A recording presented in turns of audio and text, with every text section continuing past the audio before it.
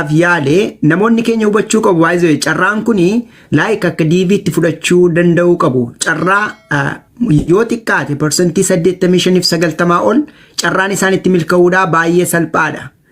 Ani miitingii dhimma kanaa wal qabate yeroo adda addaa qooda fudhadheera.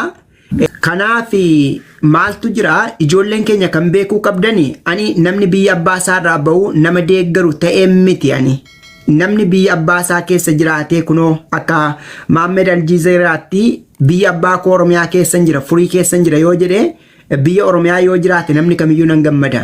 Garuu erga jiruu baqaa keessa jiraattanii rakkoof dirraa biyya ormaatti keessummeessuu keessanirraa at least iddoo kana yoo dhuftanii namoonni optionii lama qabu. Tokko carraa barachuu qabu. Inni lammaffaa carraa hojjetanii maatiif ofii isaaniifis ta'e saba isaaniif ta'uu qabu jechuu kooti. Kanaaf ani irra deddeebi'ee dabarsaa. Haa ta'u odeeffannoo kanarratti ijoollee jiruu baqaa keessa jiran otoo hin taane warreen diyaaspooraa keessa jiran iyyuu hubannoo isaa baay'ee yogguu isaan qabanii hin argu yeroo tokko jechuun gaaffilee hedduu na gaafatu. Amma otuman isin waliin jiru bilbiloonni hedduun natti gaggalaatti turan iyyuudha. Innaa maaloodha wanni guddaani nuyi beeku sponsorshipiin jiru kuni tarii warra Ameerikaa biroo dabaluu dandeessa warra anarrallee Ingilizanyaa qajeelchee beeku jechuudha. Haa ta'u garuu dhimma kana closely hordofaani.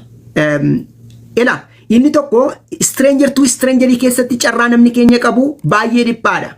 Because addunyaarra baqataa miiliyoona hedduutu jira waan ta'eef sana keessatti carraan jiru baay'ee dhiphaadha. Inni kun garuu inni amma gadhiifamee namni appilikeeshinii gashaa jiru namni jalqaba dhufe akkas jedhu warri Ameerikaa biyya kanatti namni dursa dhufee dursa keessummeeffama kan jedhutu jira. Which means yoo ati first come first served kan jennu jechuudha.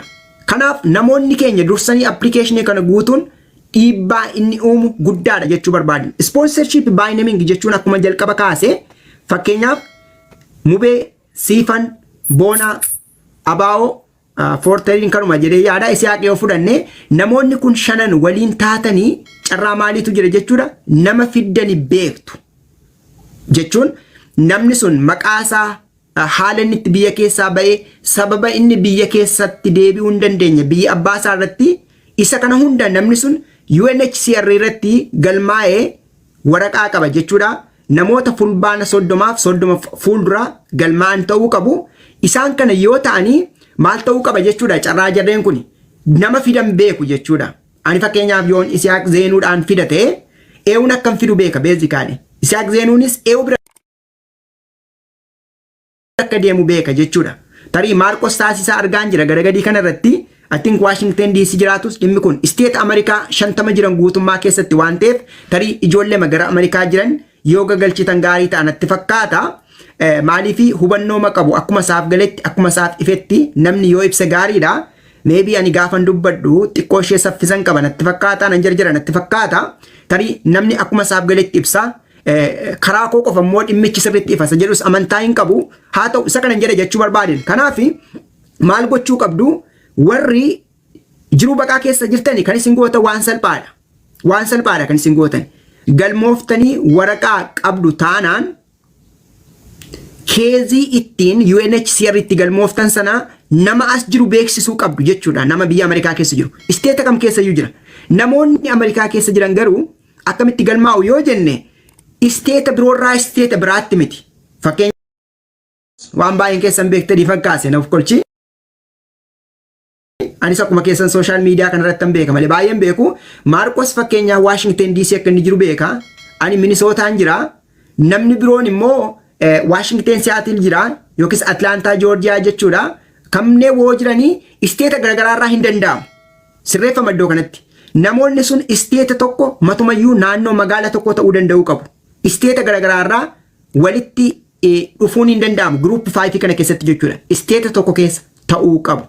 Tole hanga kana yoon jedhe namoonni biyya bakkee kun maal gochuu qabu? Keessumaa namoonni biyya bakkees gaaffii kana hedduu na gaafatu. I know namoonni sadarkaa masgiidaattis ta'e sadarkaa cherchiitti na gaggaafatanii hanga ta'e hubannoo argachaa jiran jiru. Isa kana sadarkaa masgiidaatti cherchiitti waldaa hawaasaatti gochuu hin danda'ama. Masgiidatu godhaa, cherchiitu godha yookiis waldaa hawaasaatu godha jechuu osoo hin taane isaan namoota walitti fiduu danda'u jechuu kooti. Namoota kana giruuppi godhanii fiduu danda'u. Isa kana kan hin jedhu. Kanaafi namoonni keenya ijoolleen biyya baqaa keessa jirtanii namoota biyya bakkee jiru kana faana hariiroo gaarii uumaa, konnekshinii gaarii uumaa.